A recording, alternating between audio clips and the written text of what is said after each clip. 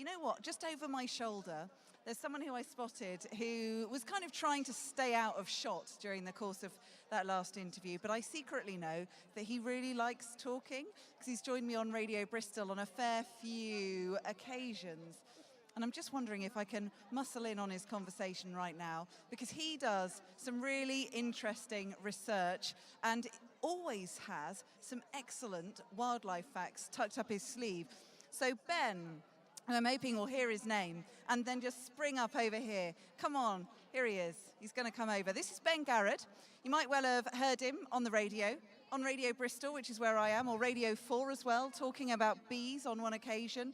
Yeah. Also been on the telly as well. I have, yeah. They even let me on the TV. And now on the big screen. Well, it's a career highlight.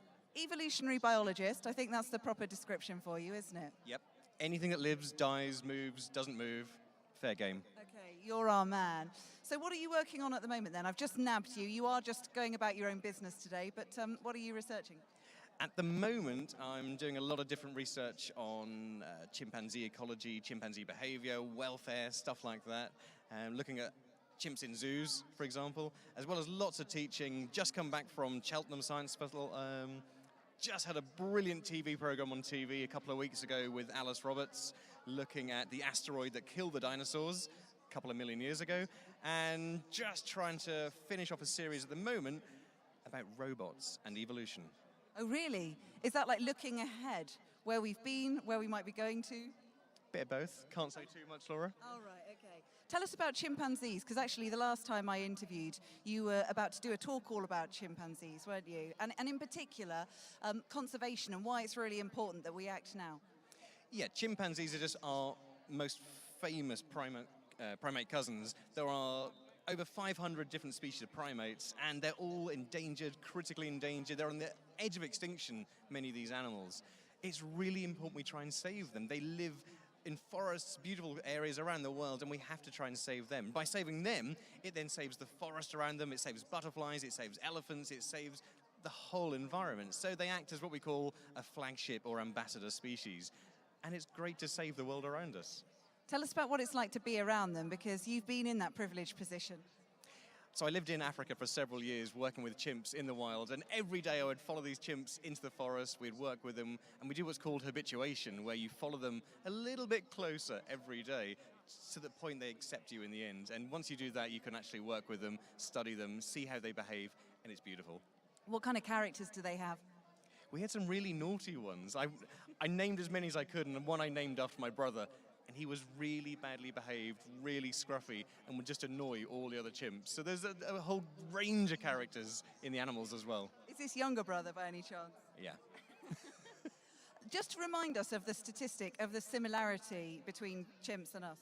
So genetically, they're about 98.7% genetically the same as us. If you did a lineup between you, a chimpanzee, and a gorilla, you and the chimp are more genetically related than the gorilla and the chimpanzee. That's how close we are to things like chimps.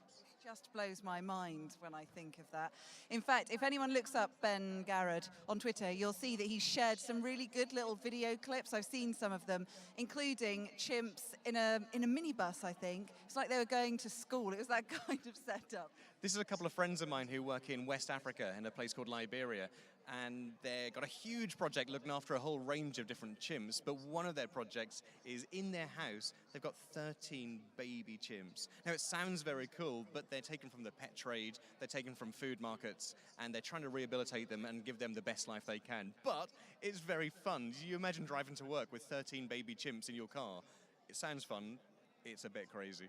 Well, they were naughty. They were kind of crawling all over the seats, going underneath, down in the footwell. It's about, imagine a 2-year-old, as strong as a rugby player, that can go anywhere in your house, 3D, the ceiling, the floor, behind the couch, can move the couch. 13 of those, bad behaved. It's not fun. Just bringing it back to Festival of Nature, I know you're loitering outside the Bristol Zoo Gardens marquee at the moment, but have you had a chance to go any further? I have. I've had a good walk around, and I've been coming for the last several years now. The BBC tent is amazing, obviously the zoo is great, the museum tent is fabulous this year, and we've got some brilliant charities like the Marine Conservation Society, a few others, wildlife trusts. it gives you a really good opportunity to experience the science, see what conservationists are doing, and just to see how you can get involved as a normal person in helping the world around you. It's great. We are going to talk to some of the team from the Bristol museums, actually, and find out about some of what's in their collection. But they have a vast collection. I mean, you get to see some of it, but there's quite a lot behind the scenes in rows and rows of shelves that you don't see. And I've met you in there for a radio recording once. But you're someone who is passionate about looking after that collection and really valuing what we have. What can you see if you go in the museum area? Well, as you said, we've been downstairs in the stores before. They've got 650,000 specimens behind the scenes. And all that needs looking after, and we can do research with it, and it helps conservation as well. Really, really important. If you go this year to the tent, they've got a focus on pliosaurs, these big prehistoric marine reptiles that used to swim around about 140 million years ago. And there's some cool games this year. We were just overtaken by a dinosaur-esque creature. Do you know what that is? Fred. Oh. Known to you, first name terms already. Is that the technical scientific name? Not quite sure what species that one is. Right. Okay, well, it's sort of fading out of sight, so I think we can be forgiven for not identifying it. Ben, thank you for letting us collar you in the midst of a moment of peace. Really nice to talk to you. Ben Garrod, evolutionary biologist. Look out for him on television. Forthcoming show, also appears on the radio, and big supporter of all things wildlife in Bristol. So thank you very much, Ben. Nice talking to you.